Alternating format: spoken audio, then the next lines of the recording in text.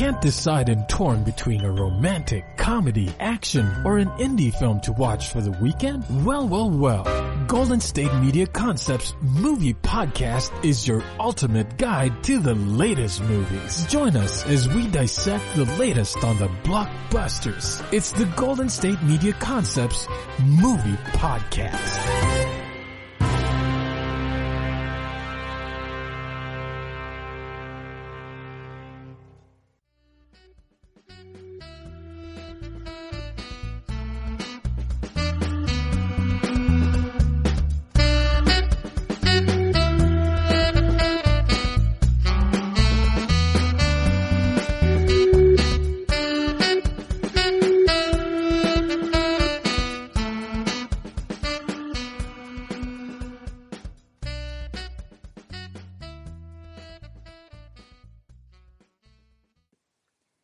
Thank you for tuning in to the GSMC Movie Podcast, brought to you by the GSMC Podcast Network.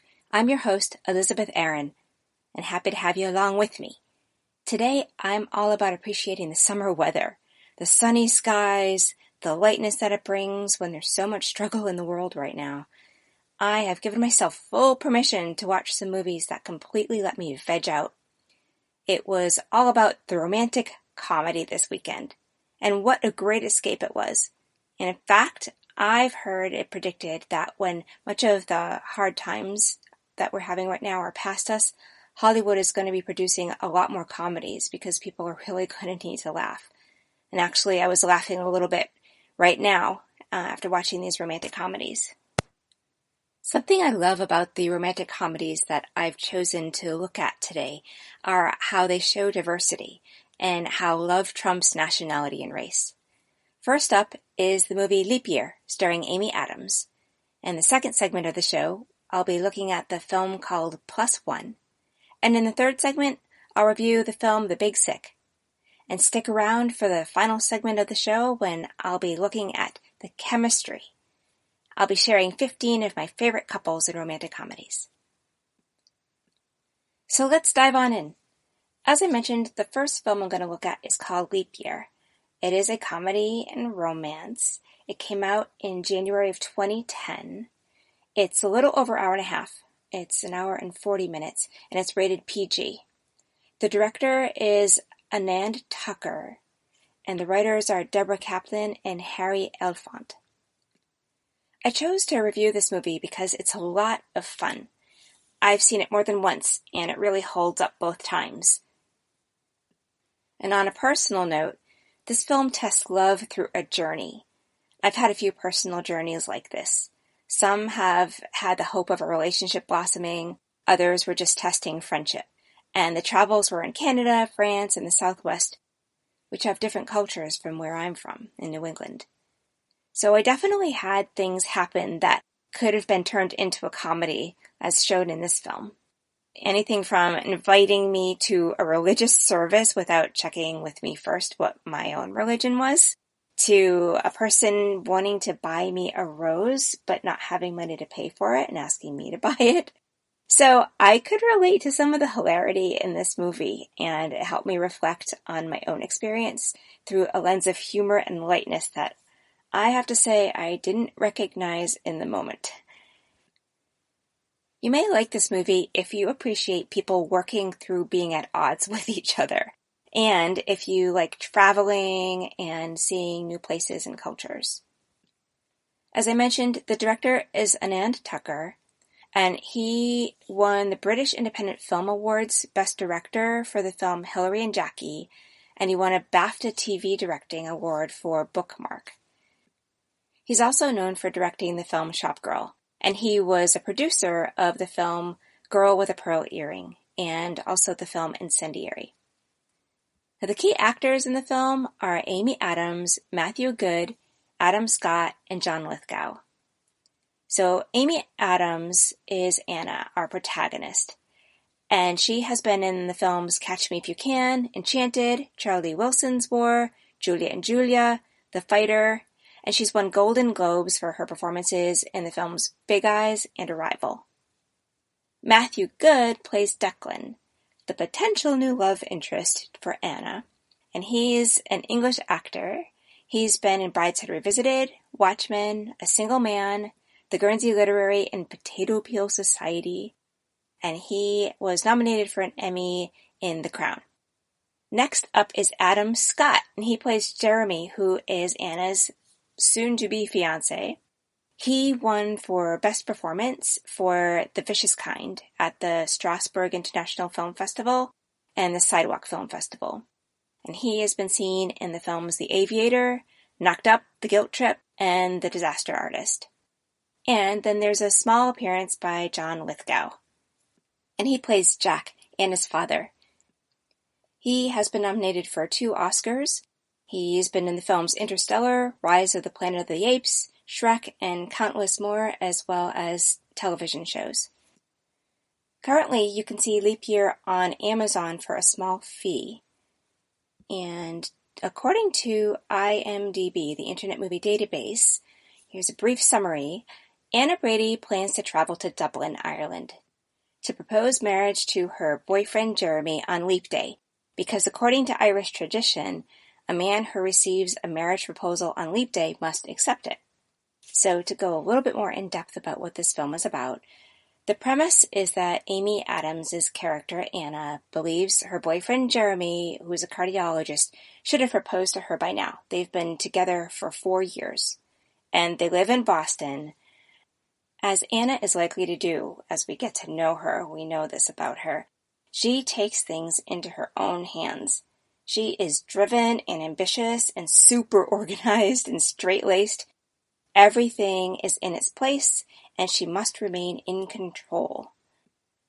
She must be successful based on her own standards, and feels that she must appear successful to those around her. And being married to a successful cardiologist fits right in. To take things into her own hands, well, things are working in her favor. Jeremy is off to his cardiology convention in Ireland, and Anna realizes he's going to be there on Leap Day, February 29th, and she knows there's this Irish tradition. So he's going to have to accept her proposal. So she decides to whisk off to Ireland to make it all happen. Well, it's best laid plans, because it seems that the universe has a different idea in mind. It turns out that Anna's flight to Dublin gets rerouted to Wales because of a storm, and she is determined to get to Dublin in time to propose to Jeremy on February 29th. So she sets out on a journey to get there. She takes a boat to Ireland and lands in this tiny village with only one major business, which is a restaurant and inn, and it's not doing all that well. She's kind of trapped. So she hires the innkeeper, Declan, to bring her to Dublin. And it all seems good, except from the get-go, she and Declan push each other's buttons in a big way. They really don't want anything to do with each other, but there's kind of not another alternative, and as it turns out, if she's going to pay Declan, he really needs the money. So, having no other way to get to Jeremy, they set out on a journey full of obstacles. They run into a herd of cows, there's an issue with a car, a robbery. They need to stay at an inn that only allows couples who are married to stay. They end up crashing a wedding, among many other adventures. As much as Anna and Declan want to maintain their pride about where they stand with each other and not liking each other, they get to know each other better, and they are required to show their vulnerability and true colors more and more as they face a bunch of challenges together. And like it or not, they start to form a connection, because each of them pushes the other outside their comfort zone and surprises each other, and they grow. By the time they make it to Dublin, the audience is on the edge of their seat, wondering if Anna and Declan will truly come clean with each other about their feelings that have been stirred up. I will not spoil it, though these kinds of films have a bit of a formula, and I bet you're able to kind of guess what might happen. Even if there is this basic formula about which guy is going to get the protagonist's true love, what happens within the formula and how the characters interact within the situations that they get into makes all the difference. And that is true for this film. Romantic comedies have the possibility of being cliché because the formula is pretty universal. What is delightful about this film is that there's enough unique things that happen that the formula works and it is passable. A lot of things worked about this film. In the beginning, it has a very clear setup, so we know exactly who Anna is, what's important to her, what she wants, and what her goal is. So from the start, we know this is her journey to make. The middle of the story really represents her journey. It's when she gets sidetracked and we get to see how she is outside her element. She's no longer in the city or in America. She's faced with grappling with another country where things work differently. And as I touched on earlier, I'd argue that there is more than just these things that are in her way. It seems the universe has something else in store for Anna. Her journey forces her to get uncomfortable, and she grows in ways she would never have grown had she not left her comfort zone. In the end, well, I won't tell you exactly what happens, but I will tell you that anyone who has the kind of challenging journey that Anna has had will return home and see things differently than they had before they left. Anna is not an exception to this rule. Who Anna was at the start of the movie is not who Anna is now. And we get to see how much that matters and how it influences her. All this thanks to what happened with her and Declan. This plot works great. At the start of the movie, Anna is pretty annoying. By the end, we see that she has changed, and we are kind of rooting for her. There are also a number of subplots in the movie that work well. One is whether Anna and Declan can ever admit whether they actually have feelings for each other. That gets answered where, at one point, Declan wakes up to find Anna is gone, and he thinks she just left. She actually just went to get some coffee. But she's able to witness his response to seeing what he's like when she's not there. And she comes to know how he feels about her before he knows how she really feels about him. This creates a tension for the audience, and it makes us wonder what is going to happen next. Also, Declan is on his own kind of journey. He had previously been engaged, but for reasons that I won't reveal, his ex-fiancée relocated to Dublin, and she still has his mother's engagement ring. And Anna doesn't know that he has his own reason to go to Dublin too. He's ready to get that ring back, and this adds another element for the audience to wonder about. Why is he getting the ring back now? There's a lot of great humor in the movie, and it shows up in a bunch of ways. First, it's really funny watching how Anna tries to navigate being in this laid-back society, and with a man who's pretty laid-back too. Everyone sees through her uptight and controlling ways. Humor comes through also in her culture shock. Anna doesn't know how some things work, so she has even some slapstick moments that will make you laugh out loud. Humor also comes from the other characters. It's the Irish sense of humor. And they just say funny things, have funny beliefs, have no qualms about playing practical jokes. And in some cases, the humor comes in just because they're put in hilarious circumstances, and it's a lot of fun to see how they're going to grapple in the moment. Another fun area of humor points out to how the universe is having some control over what happens in this movie by using the weather as a driving force. There are downpours of rain, in particular, that force them to go into specific directions. First, there's a storm that forces Anna off course, and that's when she meets Declan. Then there's a point where they're supposed to catch a train, but because of the weather, they miss it. And then there's a rainstorm that forces them to land inside a church for cover, where there happens to be a wedding going on. Seeing how the natural forces take hold adds some real fun humor to this movie. There wasn't a lot that didn't work in this movie as far as I'm concerned. I kind of had to search for some things. One thing, as I mentioned before, is Anna and Declan ducked into a church, and it turns out there's a wedding going on. Well, they are invited to crash at the wedding reception, and this seemed really contrived to me.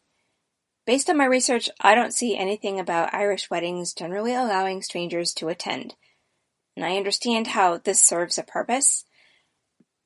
Anna and Declan are constantly being pushed and shoved into trying out a relationship, let alone a marriage to one another, and what that could look like. This scene serves that purpose. Anna gets drunk at the reception and starts revealing her doubts about Jeremy, which gives Declan some information. But it's not clear about whether it's trustworthy considering the circumstances in which he gets it. She's extra vulnerable and doesn't seem to really know what she's saying. Still, we get to see Declan take care of her in that state. The acting in this film is terrific. I had mostly seen Amy Adams in more serious roles, so it was great to see her do a comedic role and that part of herself come out. She has excellent comedic timing and seems to know how to work well with the script. I wasn't familiar with Matthew Goode until this film came out, even though he has quite an impressive filmography. He was very natural in the role and also had great comedic timing. The two worked off of each other quite well. Their characters could have been stereotypical and just one note, which I find is pretty common in romantic comedies, but they weren't. They played a range of feelings, displayed what they were feeling under the surface, even when their actions said that they were thinking differently. It was hard not to fall in love with these characters and want to see if the outcome of their relationship would be predictable or what I'd want it to be. Adam Scott as Jeremy was great too. He pulled off the disheartening heart doctor who was clueless about his relationship. He was easy to dislike. In terms of the script, overall it was a success. The characters had their arcs, but also what worked great is each of their arcs intertwined with the arcs of the other characters. So things tied up neatly together, which left me as the audience member feeling complete and satisfied at the end. There are a lot of characters on the periphery of this film. They add to the humor and give a clear sense of the local color of the locations where the film is taking place. And all in all, casting was great. The movie had a sense of being understated, but the cast is full of award winners who really know their craft and it shows. I like this movie because it completely whisked me away to another time and place and gave me much needed rest from today's news and realities. There are times I wonder if it's okay to escape like this, and the answer bubbles up that it is crucial. In order to show up in other ways, we need to give our minds and our spirits a break, and this film provides a fun way to do that. If I was to use a word to describe my experience watching this film, I would say it was a delight. Upon reflection, I think the beginning started off a little slow. A lot happens, but a lot is focused on Anna showing her true colors over and over, and she is such a clearly defined character that I felt it went a little overboard on that, but that's pretty minor. So would I recommend it? On a scale of 1 to 10, 10 being a fantastic, flawless movie, I would give this one an 8. So stay tuned for the next segment of the show, and I'll be looking at the movie +1 after the break.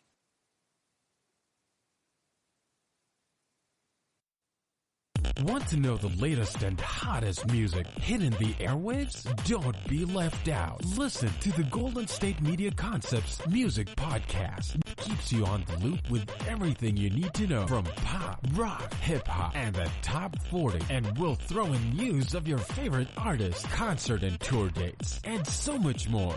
Listen no further, because this is the gold standard in music podcast.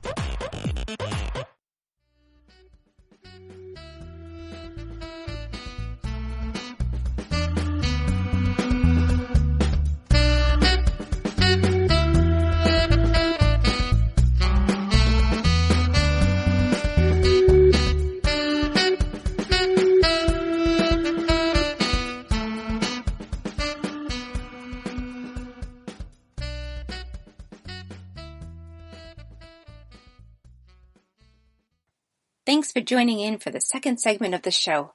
I am your host, Elizabeth Aaron, and the last segment I talked about the movie Leap Year. I'm now going to discuss the movie +1. +1 is a comedy, drama, romance, and you can see it on the platform Hoopla Digital. To give you a quick synopsis as we dive in, this is according to the Internet Movie Database. In order to survive a summer of wedding fever, Longtime single friends Ben and Alice agree to be each other's plus one at every wedding they've been invited to. I chose to review this movie because I like that this comedy has a lot of layers that have to do with what people believe about themselves and others. I also like that it has to do with mixed race, and yet it is something that's accepted. On a personal note, I went to a workshop on writing romantic screenplays in the past, and something that the screenwriting teacher said was that when it comes to relationships, they are never easy. And for two people to overcome their own issues for the good of the relationship, it's next to impossible. It really requires work.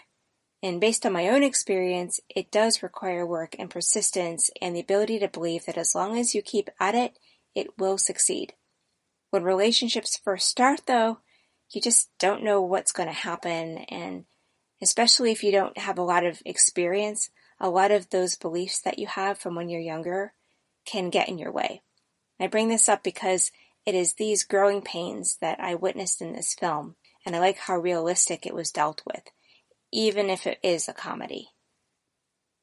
You may like this movie if you like movies about relationships that unexpectedly form, and you like learning about how expectations can impact relationships. So this movie is not rated, but I would rate it an R. It's definitely for mature audiences. It was released in June of last year, 2019. It's a little over an hour and a half long.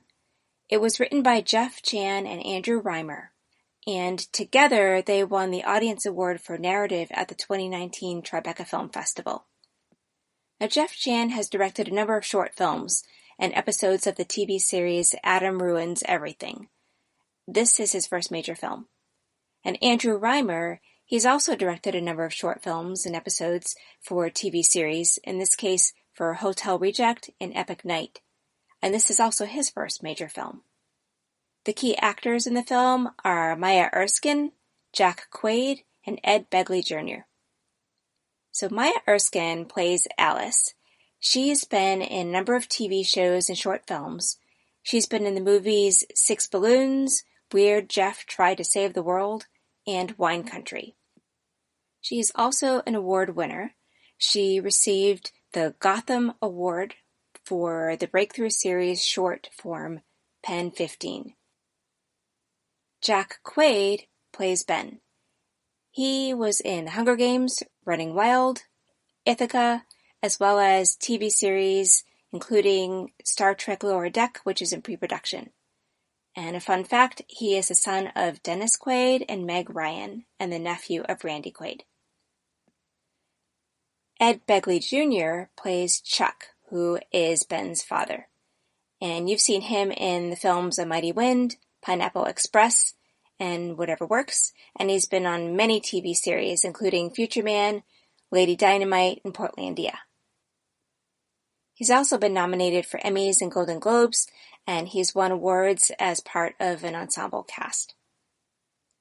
So to go a little bit more in depth about what this film is about, Alice and Ben are college friends who get invited to a mutual friend's wedding. They're both dreadfully single. Alice recently broke up with Nate. Ben has just been playing the field and hasn't met anyone special. The film opens with Ben practicing his best man speech for his best friend's wedding, and Alice is there to critique it. And even though he resisted, he takes her advice, and his speech is a hit. And he's excited, because his great talk attracts this woman that he has been interested in since college. And they dance and get along, only he finds out that she's not available. Meanwhile, Alice gets drunk at the reception, and she acts pretty crass.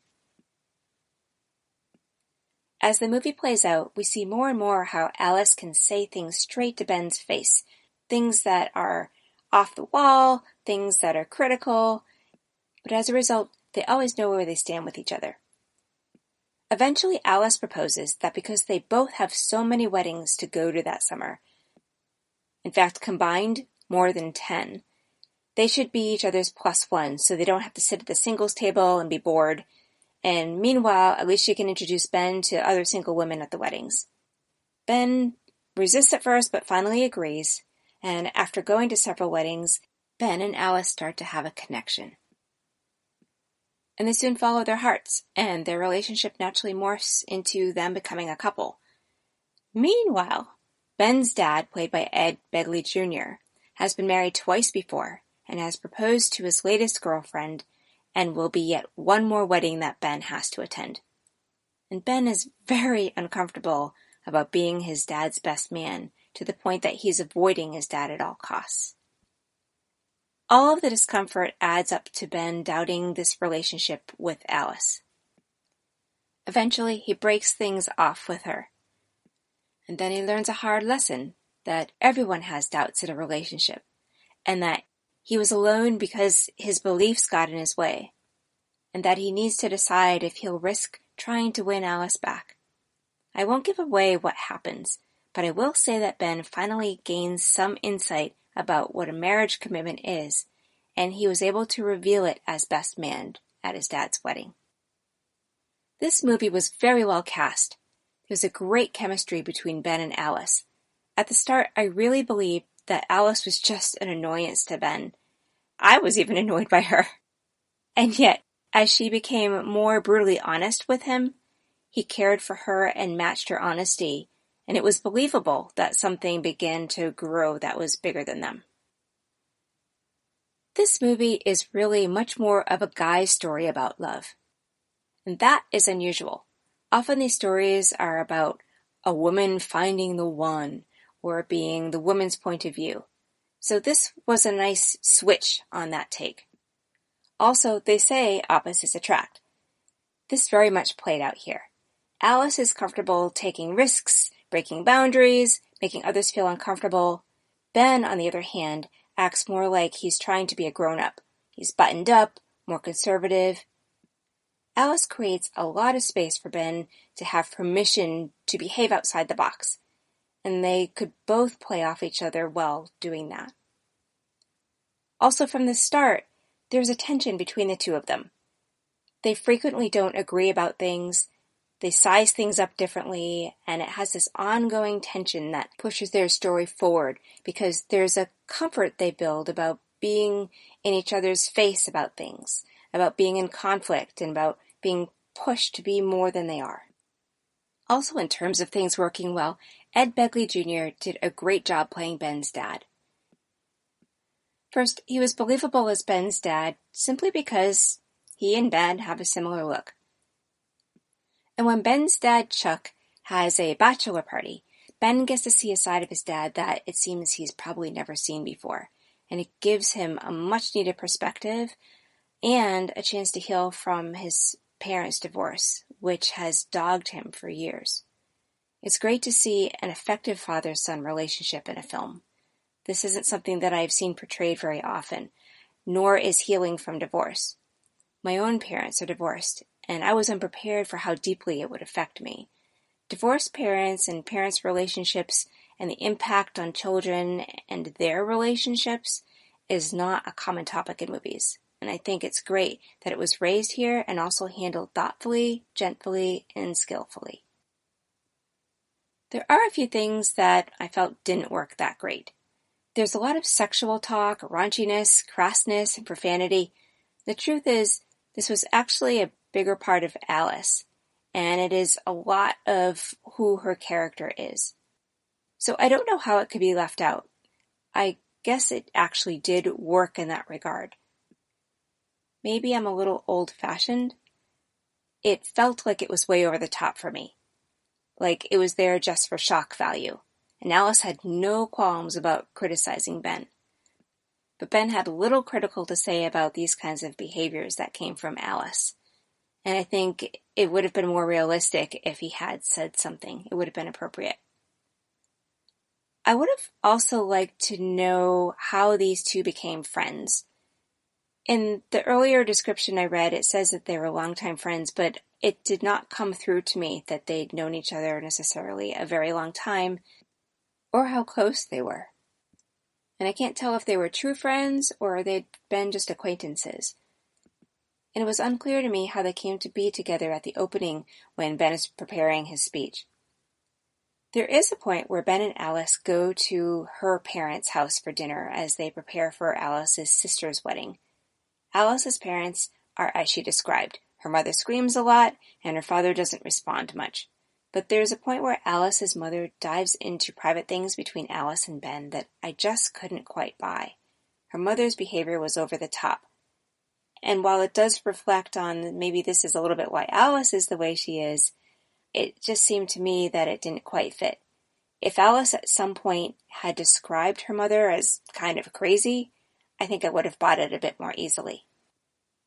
Something else I want to mention is how Alice is Asian and Ben is white. At one of the weddings they go to, Ben is sitting in a pool across from where Alice is sitting with two other women.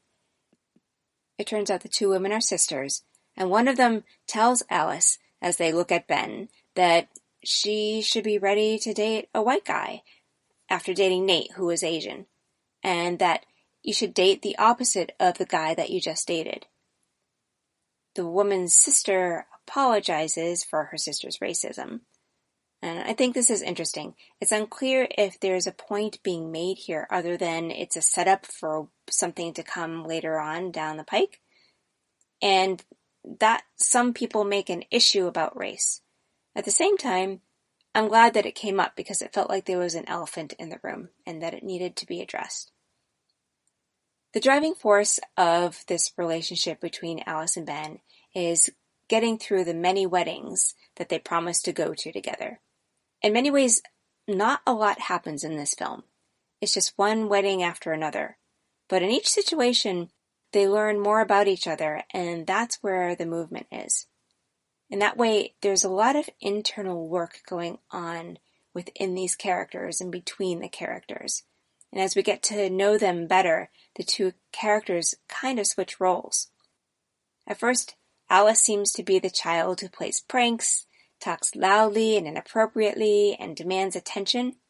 And Ben works to keep her under control and be like the grown-up. But as they get to know each other and the relationship deepens, Alice shows she's much more than a fun, nutty character. She understands a lot and gets the need for truth and honesty and sees right through Ben and his childish beliefs. They complement each other so well in that way, and that impressed me. There's also a lot of sexual content and innuendo in this film. It fits, but it should be taken into consideration when deciding to watch it, especially if there are younger people around. As I mentioned, it's not rated, but it should, I think, be rated R. I liked this movie because of how naturally it played out, how fun it was to watch these characters, and because it deals with a message that benefits many young people. But as I mentioned, some of the behavior, profanity, raunchiness was over the top, enough so that it felt like more than what the film needed to. It did seem like it was just for shock value. And like all the stings that came from those different pieces actually distracted me from the story rather than helped me feel like it clarified anything. Something else I think that's pretty neat is these two in the couple look so different, and yet their personalities really jive very well. And there's something charming about that. There's even a point where they're looking in a mirror together, almost like they're checking out how they appear to the world. That seemed very real to me. And at the end, Ben is speaking at his father's wedding, and he's revealing insights that he's learned about relationships. And this, I think, is the crux of what the movie is about. And I recommend this movie to people, especially in their 20s, 30s, at a time when they're playing with the idea of what making a commitment means and listening to that message. I don't want to give it away, but I think it's sage advice, and I love that it's coming through in an entertaining way in this movie. So, would I recommend this movie? On a scale of 1 to 10, 10 being the best movie ever, for what this movie is set out to do, I would give it an 8. I think it was well done, and having seen it twice, it actually held up well even the second time. So next, stay tuned for our third segment of the show, when I'll be looking at the movie The Big Sick after the break. Tired of searching the vast jungle of podcasts? Now listen close and hear this out. There's a podcast network that covers just about everything that you've been searching. Hey! The Golden State Media Concepts Podcast Network is here. Nothing less than a podcast bliss with endless hours of podcast coverage. From news, sports, music, fashion, cooking, entertainment, fantasy, football, and so much more. So stop lurking around and go straight out to the Golden State Media Concepts Podcast Network. Guaranteed to fill that podcast itch. Whatever it may be. Visit us at www.gsmcpodcast.com. Follow us on Facebook and Twitter, and download us on iTunes, SoundCloud, and Google Play.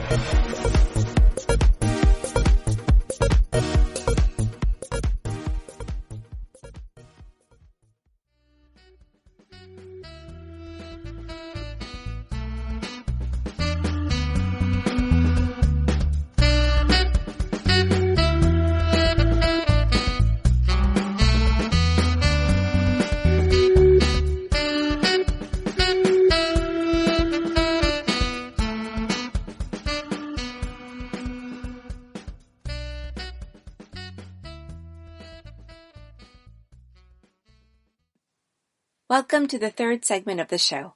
I am your host, Elizabeth Aaron. In the last segment, I talked about the movie Plus One. I'm now going to discuss the movie The Big Sick. The Big Sick is a drama, comedy, and romance.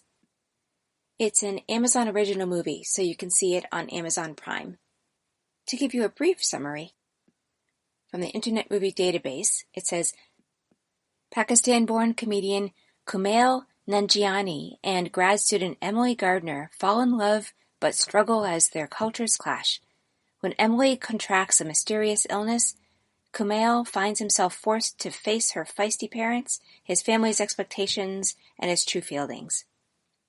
I chose to review this movie because I like how it has lots of interesting elements, not the least of which is stand-up comedy.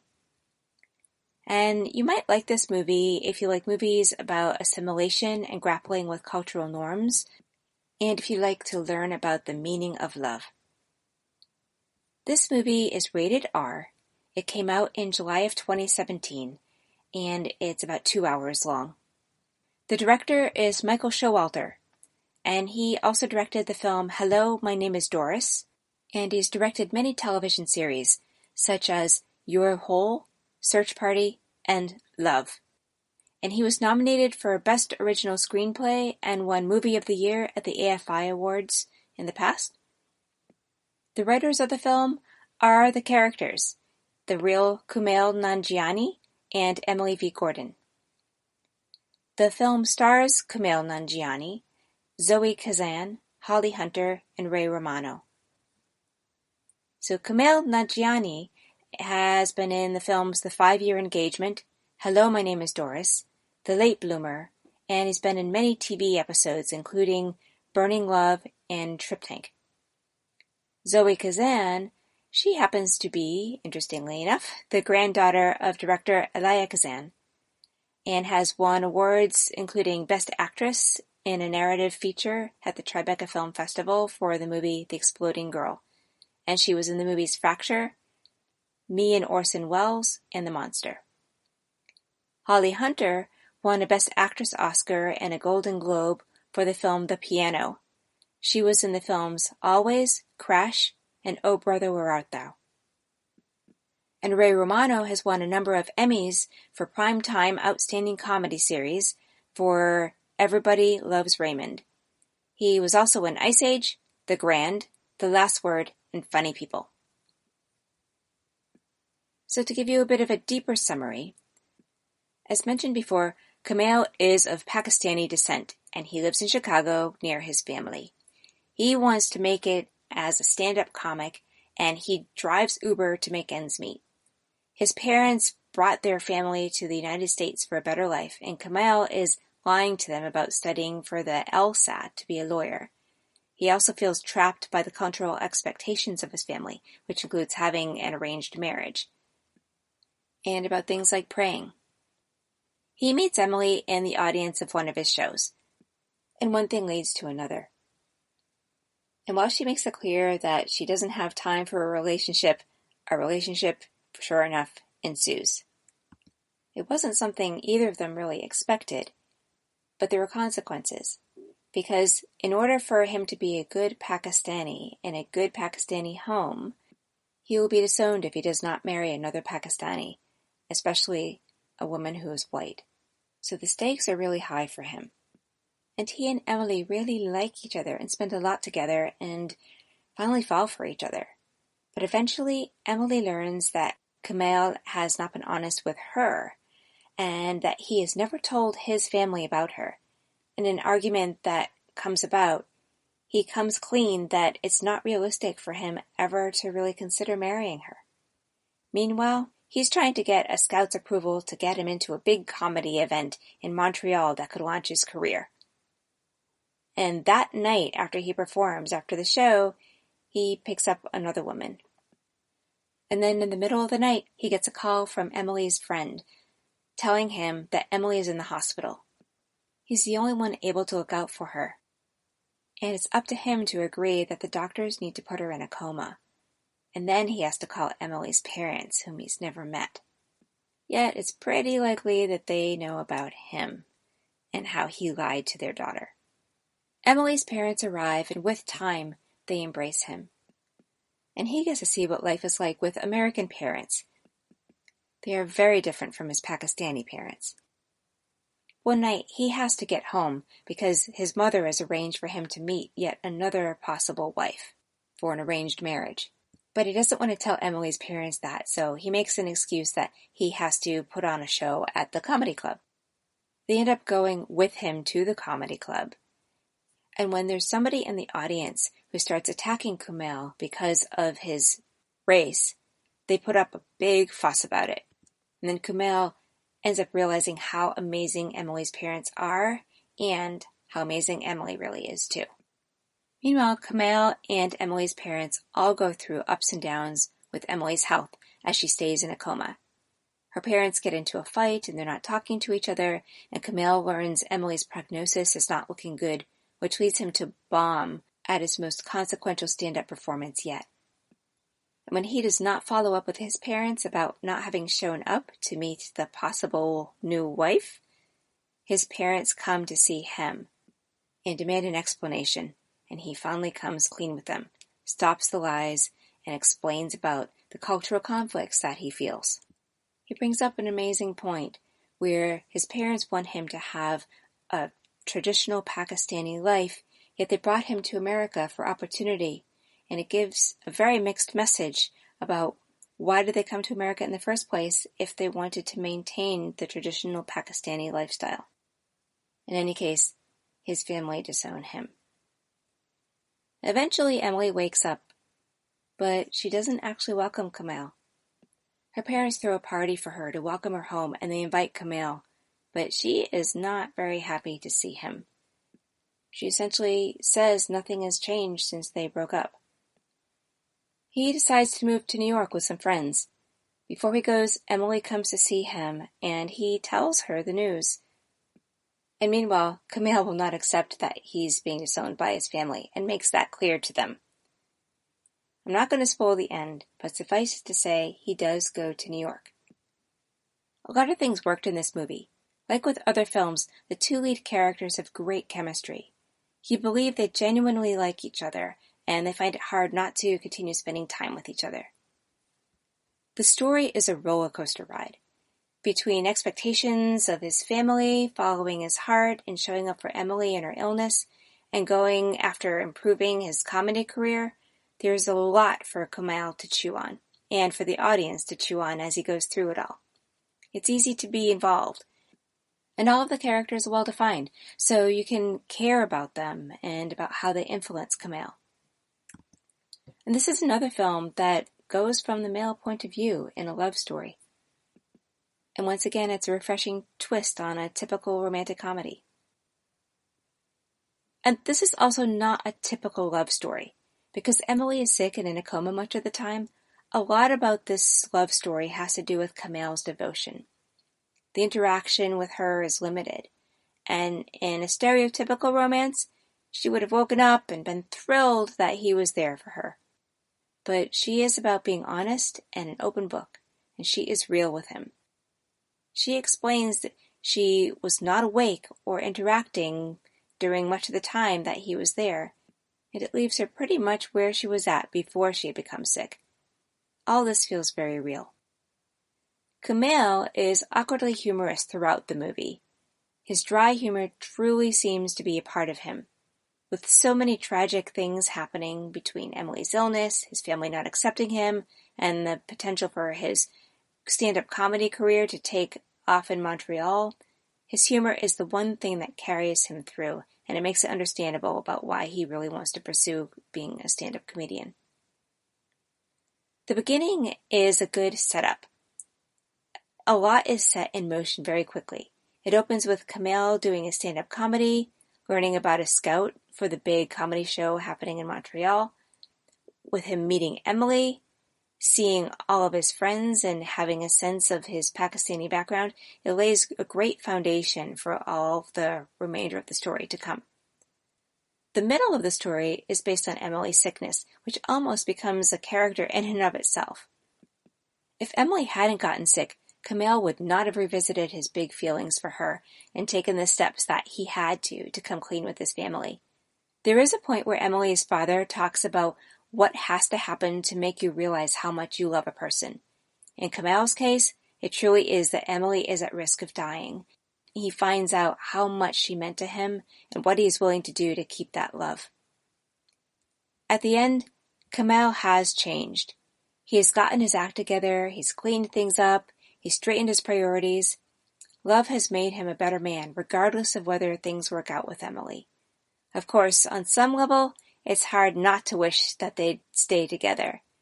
After the breakup, we see Kamal with another woman, and it creates great perspective about he and Emily had such a special relationship.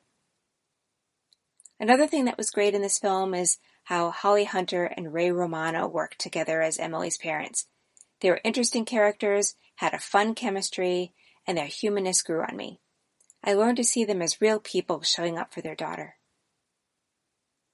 Meanwhile, there are a couple of things that I didn't feel worked great. The way Emily found out about Kamal's lies was a bit cliché.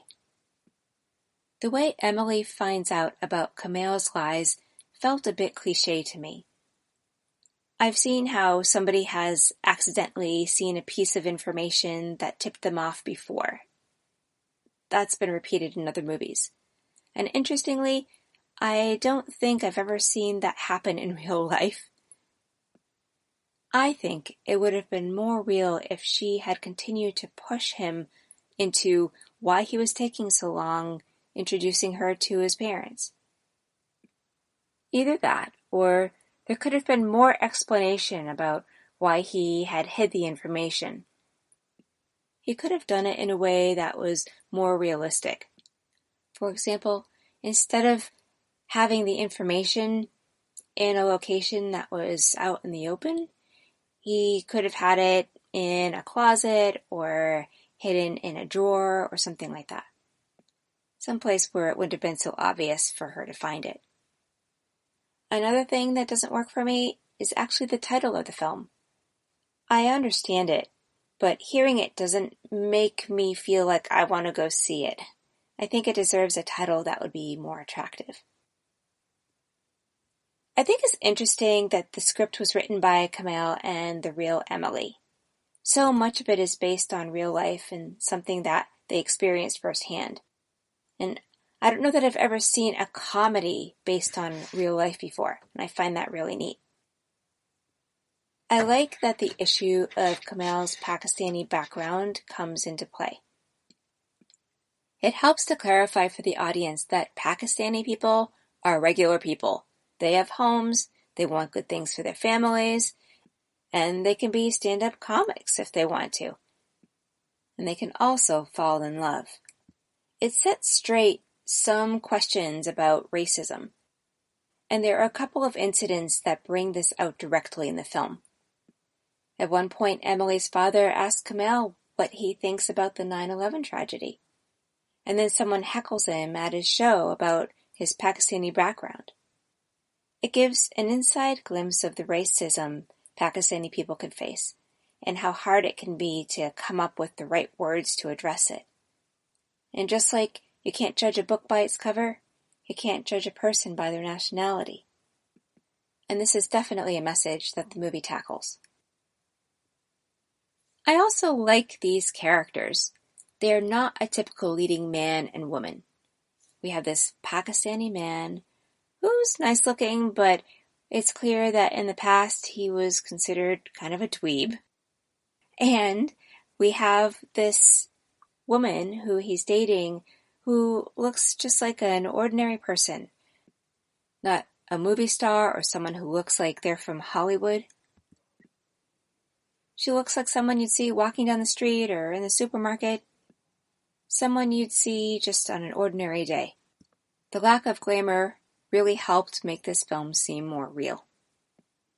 One thing that I didn't really like about the film is that there's a point where there is a rift between Emily's parents. It felt contrived to me. It would have helped if maybe earlier in the movie, Emily had talked about her parents and some of the issues that they were experiencing. That would have set this up a bit better. So, would I recommend this film? On a scale of 1 to 10, 10 being a fantastic movie, I'd give it an 8. So all of the films that I've looked at so far, across the board, will get an 8. Now stay tuned for the final segment of the show, and I'm going to share my 15 favorite couples in romantic comedies. Join us after the break.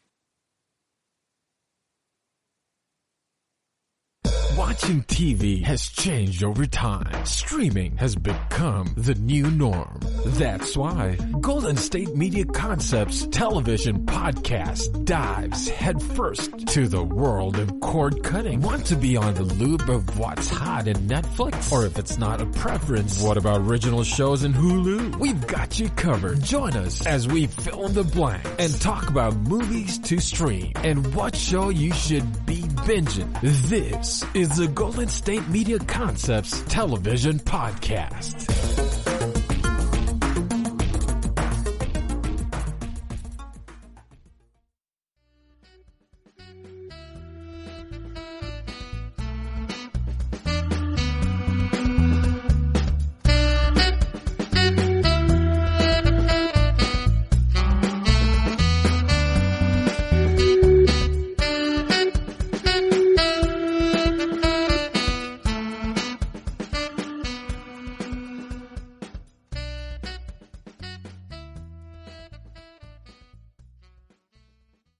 Welcome back to the show. I am your host, Elizabeth Aaron. In the prior segment, I looked at the movie The Big Sick. In this segment, I'm going to share 15 of my favorite couples in romantic comedies. I chose these movies because I love seeing these actors work together. One theme that came up when looking at the 3 romantic comedies that I've looked at a little bit earlier in the show is the chemistry between the characters. Without a good chemistry, those characters are not going to be memorable, and they're not going to be able to carry the film successfully throughout the entire story. So when looking at these on-screen couples in these romantic comedies, I've chosen some oldies, some new ones, and I aim to represent diversity as some of our favorite movie stars. On a personal note, I love romantic comedies, and when I think about something that my mom told me years ago, when you get to go see artwork in a museum, it's like you keep going back to revisit old friends. The pieces of art become that familiar. There are certain films that I feel the same way about, and I'd say especially romantic comedies. Romantic comedies leave you feeling a certain way, and that's a feeling I really enjoy having. Romantic comedies are generally movies I can watch over and over and not get bored with them, and they reactivate positive feelings all the time. It can almost feel like the couples in these movies are friends that I've had for a long time. So let's dive in. The first romantic comedy couple is Forrest Gump and his girl Jenny. This, of course, is Tom Hanks and Robin Wright playing these two characters. What I like about this couple is you get to see them grow up together, and you get to see how they change and how they've affected each other. And I have a distinct memory of when Tom Hanks' character, Forrest, is speaking in front of a crowd at the Washington Mall. And it must be the 1960s or early 70s, and Jenny sees him and runs through the water over to see Forrest and yells at him and is so happy to see him. It's just hilarious. And it demonstrates the kind of connection that they have, that no matter how many years have passed, no matter how different they look, there is a connection and they will remember each other no matter where or when they're at. Which I guess is pretty true for any kids who grew up together. There is a really special historical bond that is formed. And Jenny was always so supportive of Forrest. As a child, she would say, "Run, Forrest!" And he would do anything that she said. And he was supportive of her and the difficult family situation that she was in. So even though there wasn't a formal romantic love that transpired over time, it was shown that there was a true love between the two of them and that they cared very much for each other. It's really precious. The next relationship I'm going to talk about is from the film The Kids Are All Right, which came out in 2010. And this involves a lesbian relationship. It's between Julianne Moore and Annette Bening. I like this because my understanding is Julianne Moore and Annette Bening are not lesbians, and yet they pulled off this relationship. I believed that they were a lesbian couple. They got into conflict, they raised children together, they had their specific roles. Things went like clockwork, but then sometimes when conflict happened, they had to work it out. And I just really enjoyed watching their process. There aren't a lot of mainstream lesbian films, so this one is special in that way. The next film I'm going to talk about is a classic. It's Roman Holiday, and it stars Audrey Hepburn and Gregory Peck. This movie came out in 1953. It's a black and white, and it takes place in Italy. The premise is that there's a bored princess, and she escapes her guardian and ends up taking up a relationship with an American journalist. Audrey Hepburn got a Best Actress Oscar for this role.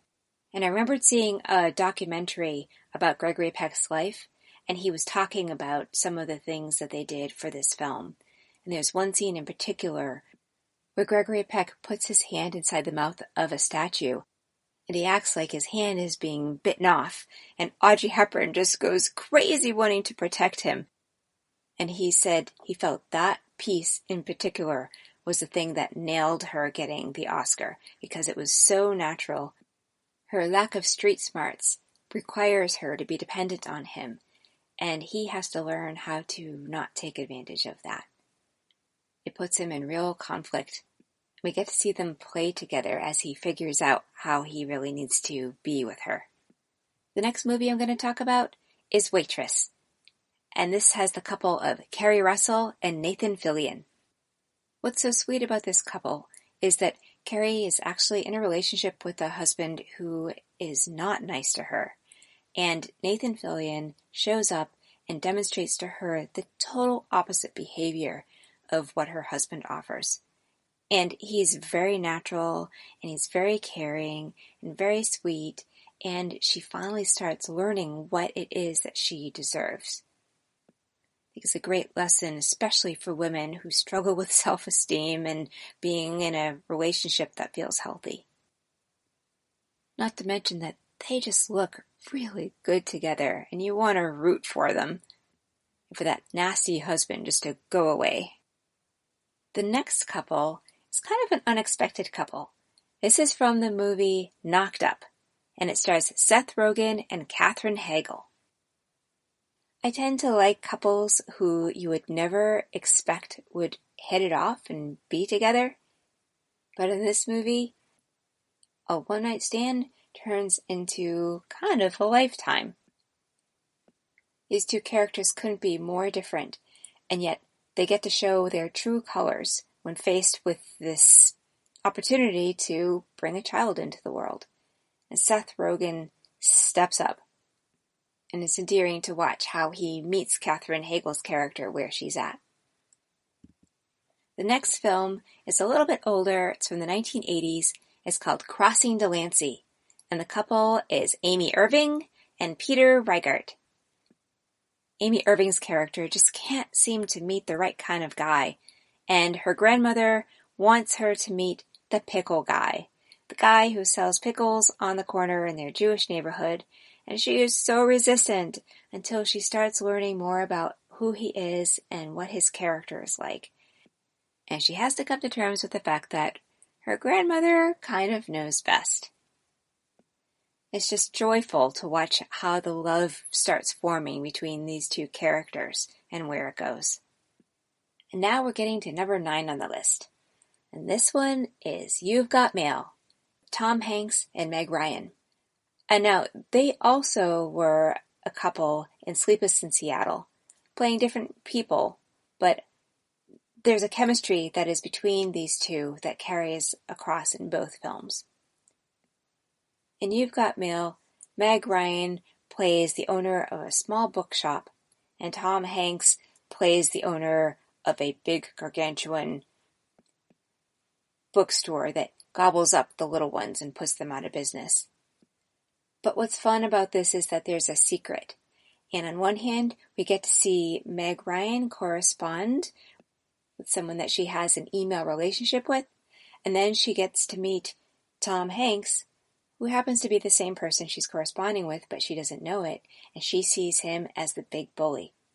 And so at one point, she has to reconcile that they are one and the same. But you get to see how she is with both of them. And she just plays this sweet woman who any guy would ever fall for. And it's fun to watch her with the two different versions of Tom Hanks and how she plays that out and how he responds to her. It just creates a lot of fun chemistry. Number 8 on my list is the movie While You Were Sleeping. And this is with Sandra Bullock and Bill Pullman. The chemistry between these two is really fun to watch because there's this secret. Sandra Bullock really likes Bill Pullman's brother. But he's in the hospital, and she keeps having interactions with Bill Pullman, and we get to see how her loyalties start changing, even though she's resistant to them changing, because she thought his brother was her dream man. There's a lot of irony and hilarity that ensues. It's really fun to watch. Number 7 on the list is The American President with Michael Douglas and Annette Bening. I have seen this movie a bunch of times, and I never tire of how Annette Bening's character feels so special to be liked by the President of the United States. At some point, she has to come to terms with the fact that he is a person, a regular human being just like anybody who just happens to be the president. And it's really fun to watch Michael Douglas's character try to impress Annette Bening. He doesn't really have to do all that much, but he doesn't know that. And at the same time, he wants to not intimidate her, so the relationship can feel normal. And it's a really mixed bag for them, because on one hand, he wants to show her in public and is dazzling and beautiful. On the other hand, the fact that she's being seen in public makes it harder for them to have a private relationship. So they have some really unique struggles, and they're such expert actors that all the different nuances of these different conflicts come into play between them, both obviously and naturally. The next couple I'm going to talk about is Nia Vardalos and John Corbett in My Big Fat Greek Wedding. This is one of the funniest romantic comedies that I've seen. John Corbett learns that if he wants to get the girl, he also has to get her family, and her family is something else. He is a saint for being willing to put up with so much. He has to keep proving himself over and over to help her family really trust him. But if ever there was a movie where you wanted to see a woman gets swept off her feet, this one definitely fills the bill. Next on the list is the movie Something's Gotta Give, with Jack Nicholson, Diane Keaton, and Keanu Reeves. This plays on the whole age issue. Diane Keaton is middle-aged. Jack Nicholson is a playboy who only dates much younger women. Keanu Reeves is a younger doctor who would like to date a more mature woman. It's in particular here that I like the chemistry between Jack Nicholson and Diane Keaton. Part of it is the fact that they're a bit of an older couple. They've lived a bit, seen enough that they can just be straightforward with each other. And I think in part their ability to relate to each other is a thing that helps them bond more. But the circumstances are really funny because originally Jack Nicholson was dating Diane Keaton's daughter.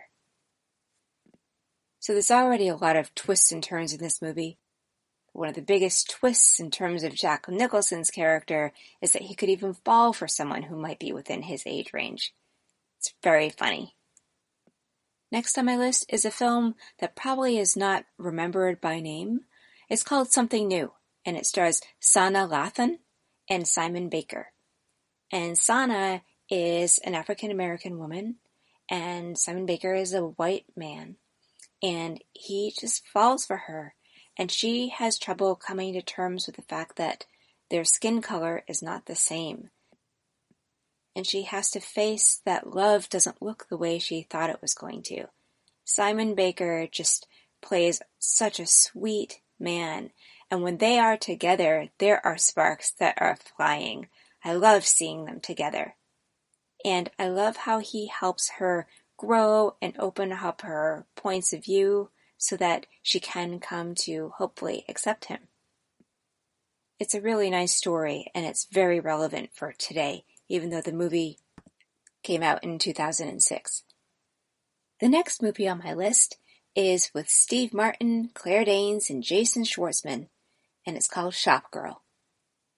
And while Claire Danes gets to have a relationship with both Steve Martin and Jason Schwartzman's characters, it's in particular the relationship with Jason Schwartzman's character that I want to talk about. He has a big crush on Claire Danes, and nothing will stop him from trying to win him over. Meanwhile, in comparison, Claire Danes' relationship with Steve Martin is materialistic and gives her things that she wants, but not the emotional depth that she wants. And Jason's character is willing to go to any length to change and grow and be worthy of her. And to see them together, they're such an awkward little couple because they look so different. And she has this kind of artsy, refined sense about her, and that is not him at all. But because he's willing to put in the effort to win her over, well, sparks can fly. Number 14 on my list is Garden State with Zach Braff and Natalie Portman. These are two very quirky characters, and they just get each other. So it's really fun to watch them learn about each other and make discoveries. As Zach Braff's character comes to terms with his mother's death, Natalie Portman gives him hope, and they just seem to feel something in each other. This film came out in 2004, and I think it's still probably going to hold up well. And the last one on my list is the movie Notting Hill with Hugh Grant and Julia Roberts. I love these two together. Hugh Grant plays this bumbling fool, and Julia Roberts plays this refined actress, and she is trying to show that she's just a woman, and she happens to be an actress. It's sort of similar conundrum as with The American President. And Hugh Grant has to determine if he is deserving of having someone so special in his life. He wonders how he got so lucky, and yet they just seem to hit it off and get each other. Even though he's just a small bookstore owner and she is a world-famous actress. It's just classic and really worth seeing. I hope you enjoyed hearing about the movies Leap Year, Plus One, and The Big Sick, as well as my 15 favorite couples and romantic comedies. Here's to these films offering you some inspiration. I'm your host, Elizabeth Aaron, saying thank you for listening to the GSMC Movie Podcast, brought to you by the GSMC Podcast Network. I would like to ask you to please remember to subscribe to the show and write a nice review that really helps us. Also, if you can please follow us on Facebook, Twitter, and Instagram. Thank you, and have a good night. You've been listening to the Golden State Media Concepts Movie Podcast, part of the Golden State Media Concepts Podcast Network. You can find this show and others like it at www.gsmcpodcast.com. Download our podcast on iTunes, Stitcher, SoundCloud, and Google Play. Just type in GSMC to find all the shows from the Golden State Media Concepts Podcast Network, from movies to music, from sports to entertainment, and even weird news. You can also follow us on Twitter and on Facebook. Thank you, and we hope you have enjoyed today's program.